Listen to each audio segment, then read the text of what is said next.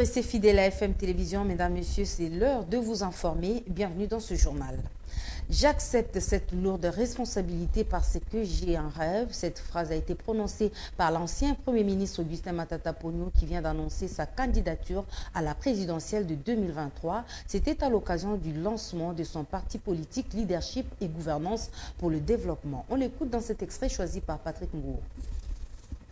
J'accepte cette lourde responsabilité parce que j'ai un rêve. J'ai un rêve comme celui de Patrice Emery Lumumba, de voir au centre du continent une puissance économique au service des Congolais, des Africains et du monde.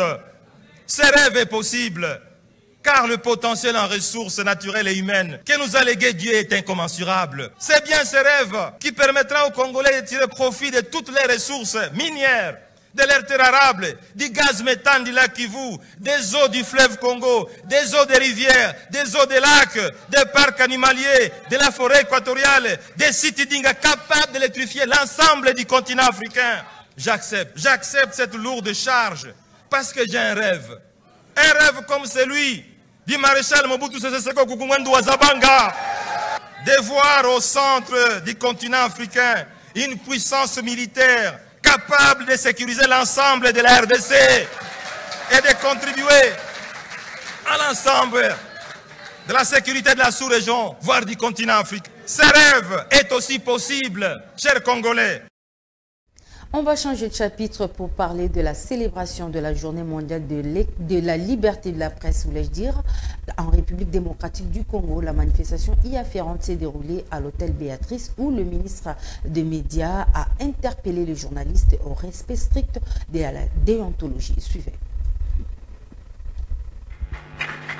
Une telle réforme ne saurait se faire sans une presse totalement guidée par le respect des règles déontologiques et professionnelles qui constituent la véritable soupape de sécurité.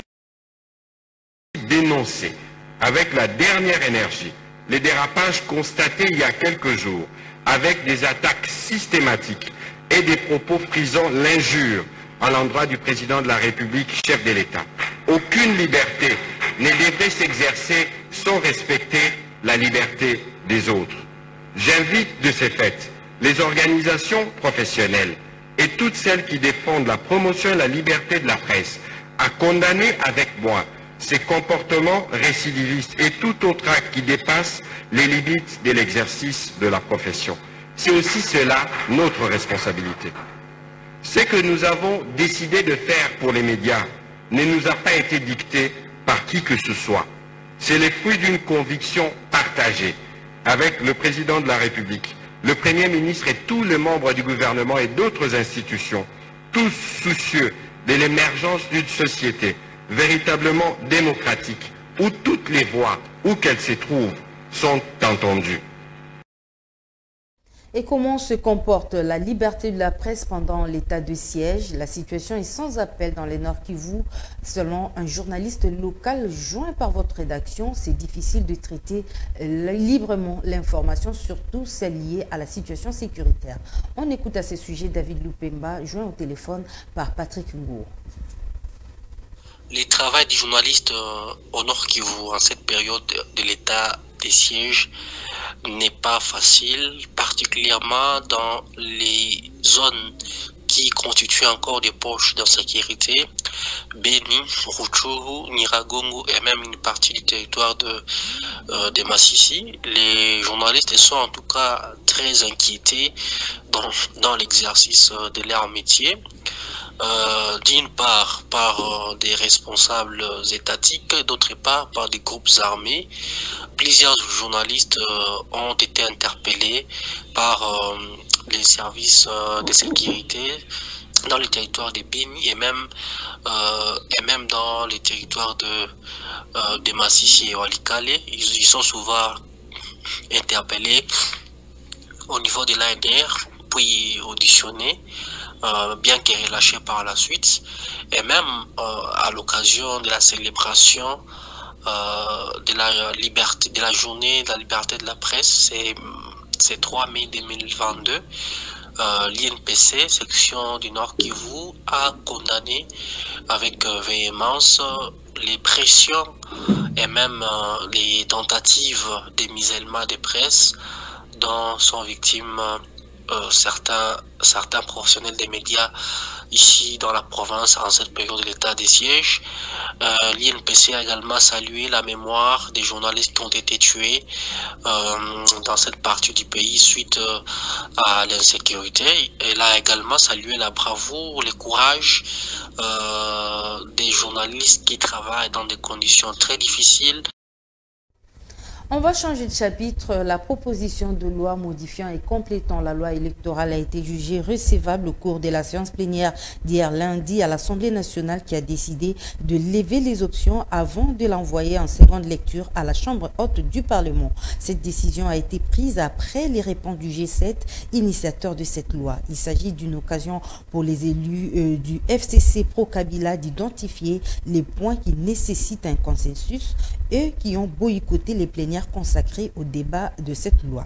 Il faut dire également que le président de l'Assemblée nationale a insisté sur le fait qu'il n'y aura jamais de discussions autour de cette question en dehors des institutions. Nous y reviendrons également dans nos prochaines éditions.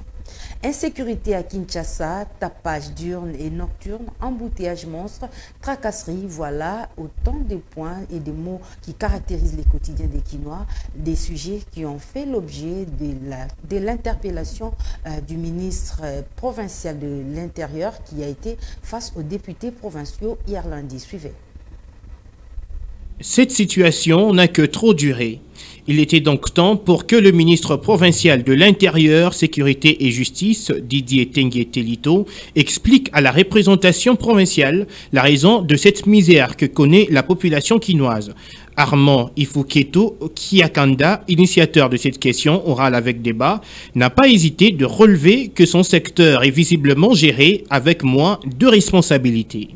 La population quinoise est sécuritairement abandonnée à son propre triste sort.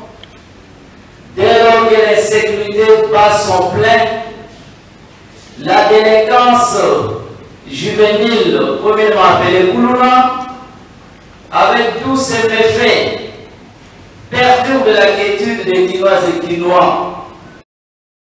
Il y a bel et bien des solutions, soit déjà mises en place ou en gestation à tous les problèmes ici relevés. C'est la réplique du ministre Tengue-Telito ayant, selon lui, effectué 34 descentes sur terrain. 2 voies de sortie sont déjà assurées pour résoudre la question de l'insécurité à l'en croire. Nous avons mis en place un mécanisme de coopération intercommunale qui consiste en synergie d'efforts des deux ou plusieurs communes dans différents secteurs.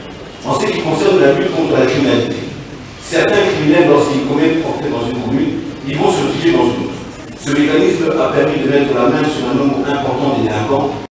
Des propos farouchement remis en cause par plusieurs élus provinciaux ayant défilé au perchoir de cet hémicycle. D'autres ont simplement choisi de lui poser d'autres questions supplémentaires. C'est le cas du rapporteur Junior Nembalemba. Êtes-vous au courant qu'il y a une barrière érigée par des militaires au niveau de Djibouti et qui rançonne la population? Des questions étant abondantes, ce membre du gouvernement Ngobila a sollicité et obtenu de la plénière un délai de 48 heures pour tenter de croiser les préoccupations des élus provinciaux. Mais pour certaines raisons pratiques, la plénière a jugé bon de renvoyer cet exercice au 6 mai prochain. Dans un autre registre, le ministre des Hydrocarbures a lancé les appels d'offres pour la production pétrolière. Cette première phase de la campagne concerne 16 blocs pétroliers sur les 32 que dispose la RDC. Monica Makaba nous en parle en détail.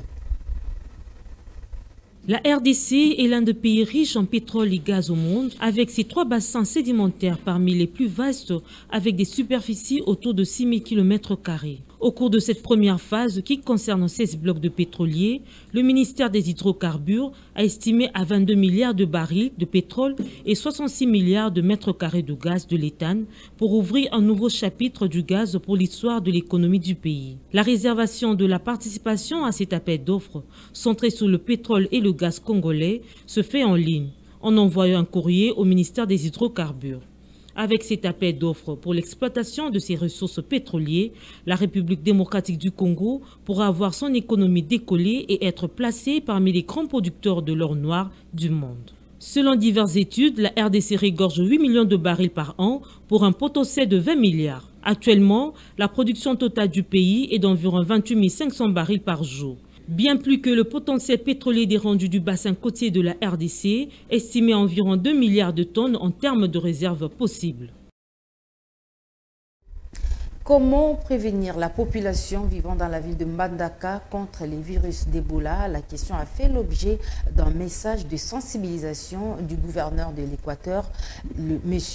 Dieudonné Boloko Bolumbu, qui a sensibilisé la population à travers quelques mesures sanitaires. Suivez. Ce message a été lancé à la suite de la résurgence de la maladie à virus Ebola en Mbandaka, chef-lieu de l'Équateur. Dans son discours, le gouverneur de cette province, Dieudonné Boloko Bolumbu, a appelé la population à la vigilance, au respect des mesures sanitaires et à rapporter les cas suspects dans leur milieu, des cas que le gouverneur a insisté de référer immédiatement dans une formation médicale.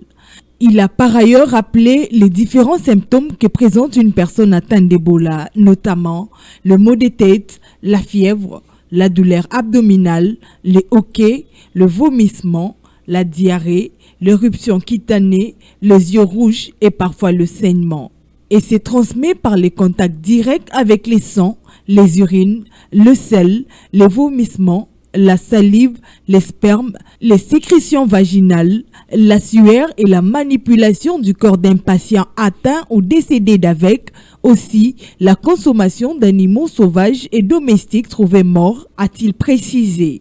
Le chef de la province de l'Équateur a martelé sur la protection personnelle en se lavant constamment les mains au savon et à l'eau propre avant de manger, de préparer, d'allaiter et de changer les couches des bébés et après le toilette. Bref, c'est garder les mains propres en tout lieu. Il s'y est de rappeler que depuis la déclaration de la 14e épidémie d'Ebola en RDC et qui sévit en Mbandaka, le bilan fait 2 décès et plus de 267 contacts. Signalons également que des équipes de l'OMS procèdent à la vaccination et pour apporter leur appui au gouvernement dans la riposte, d'autres partenaires dont l'UNICEF, MSF Belgique, Oxfam et Croix-Rouge sont déjà sur terrain. L'eau potable est une denrée rare au quartier Maboulou 1 dans la commune de Makala où les habitants de ce coin de la capitale éprouvent des sérieuses difficultés pour s'approvisionner en eau des puits. Cette pénurie est due au manque de la desserte par la Régie des eaux. Suivez le cri de détresse de la population dans ce reportage de Annie Akoli et Absalom Kobelana. Cette affaire est devenue épidémique. Avoir de l'eau dans ce quartier, c'est tout un problème, bien qu'il y ait des tuyaux juste pour embellir le quartier. Les habitants de ce coin de la capitale ont déversé leur colère à nos micros. Ici, il y a une grande difficulté. Presque tous les problèmes du monde reposent ici. Nous puisons de l'eau des pluies en provenance de ce trou. C'est ce que nous utilisons pour faire tous nos besoins. Nebiso mai to melaka mai ndeto chocolat donc mai to saila misala nyonso yango. L'eau ne coule plus. Si vous pouvez nous aider avec ces problèmes, ça nous rendra heureux. Ici, nous n'avons plus de robinet, c'est jusqu'à Rigini que nous puisons de l'eau à boire. Cette situation laisse la population de ce coin sans voix. C'est pour cette raison les habitants de cette commune lancent un SOS en direction des autorités. D'ailleurs, regardez vous-même, les tuyaux sont restés juste comme ça. L'eau ne coule plus. Il n'y a pas d'eau et pour en avoir, il faut aller loin. Même celle du forage que nous avons, les Koulouna se mettent à tracasser les mamans sur la route. Ils trouvent leur bidon d'eau. Les résidents de certains quartiers de la capitale de la République démocratique du Congo doivent braver l'insécurité pour se ravitailler en eau potable. En cause, l'absence de réseau public de distribution d'eau.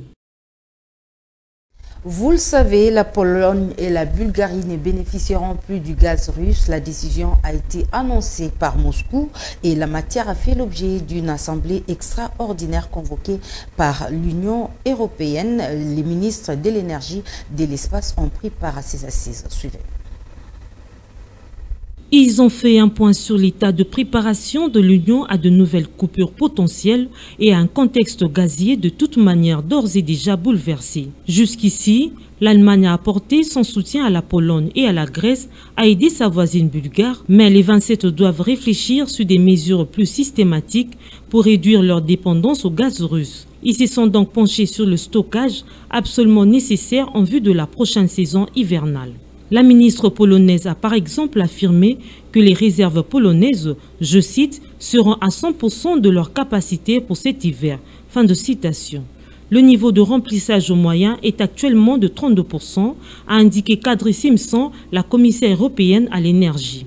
Les ministres réfléchissent aussi à une plateforme d'achat groupée au niveau européen afin d'obtenir les tarifs avantageux. Ils ont en outre réaffirmé que les sociétés énergétiques européennes doivent régler leurs achats dans la devise prévue dans les contrats d'origine conclus avec Gazprom sans ouvrir de compte en roubles auprès d'une banque russe comme l'a demandé Moscou. La Commission prépare des lignes directrices précises sur le sujet du paiement. Les 27 veulent aussi diversifier l'approvisionnement européen. La prochaine étape de stratégie énergétique passe par de nouvelles sanctions contre la Russie. La Commission les prépare depuis déjà plusieurs semaines et a commencé à les tester auprès des États membres, sachant que les ambassadeurs des 27 ont déjà prévu de se rencontrer le mercredi et le vendredi. Parlons sport dans ce journal. 125 000 francs suisses, c'est l'amende infligée à la République démocratique du Congo en raison du jet d'objets, envahissement des terrains, manquement du maintien de l'ordre dans les stades lors du match RDC-Maroc. L'annonce de cette sanction a été faite hier lundi par la commission des disciplines de la FIFA. Lionel Ngolo nous en parle. Récemment réunie, la commission des disciplines de la FIFA a annoncé ce lundi toute une série de sanctions suite au barrage de la Coupe du Monde Qatar 2022 en zone Afrique.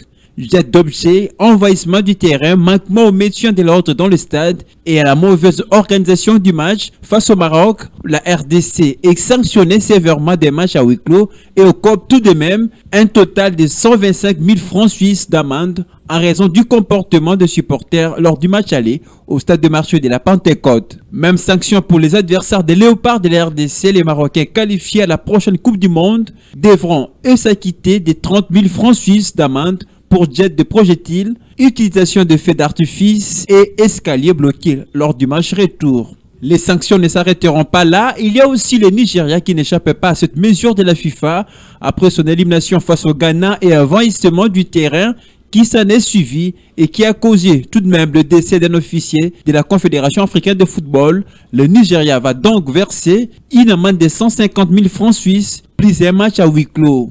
3 000 francs suisses, c'est la somme que devra payer la sélection algérienne en raison du comportement de ses supporters face au Cameroun. Rappelons que la RDC, qui n'a pas réussi à décrocher un ticket qualificatif pour la Coupe du Monde Qatar 2022, va rester donc concentré pour les éliminatoires de la Coupe d'Afrique des Nations Côte d'Ivoire 2023 qui débute dans quelques mois. Et voilà, c'est par cette note de sport que nous bouclons complètement cette édition du journal. Mais attention, ne nous quittez pas pour suivre notre rubrique La Découverte. Excellente suite de programme sur FM Télévision.